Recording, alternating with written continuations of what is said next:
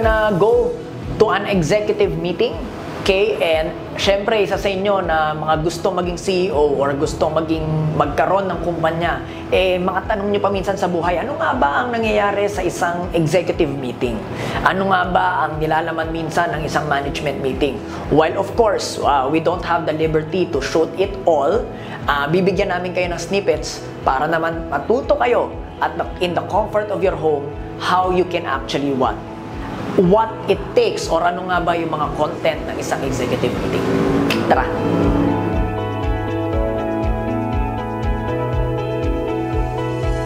The topmost part of the pie is what we call contribution.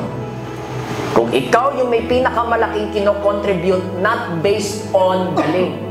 Ask me why. This is an executive meeting. This is not a management meeting.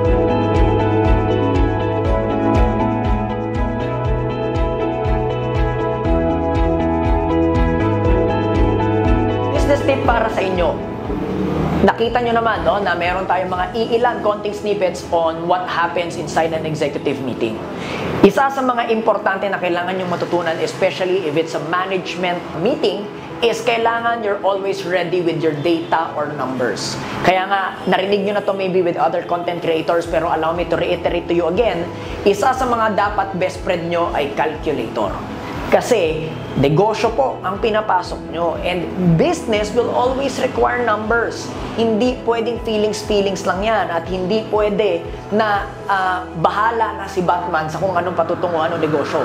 Hindi yan simbahan, hindi yan charity, hindi yan initiative. It's really a business, therefore it must require numbers.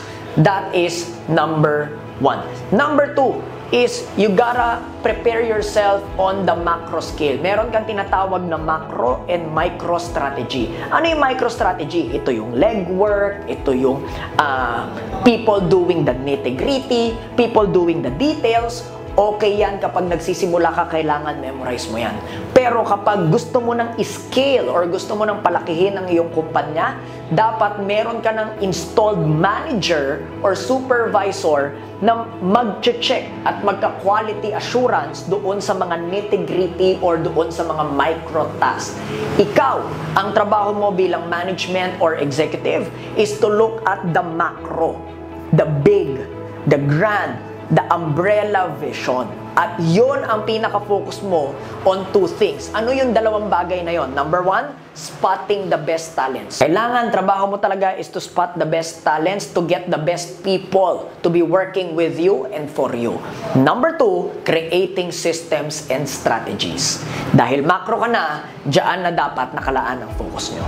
I hope marami kayong natutunan today.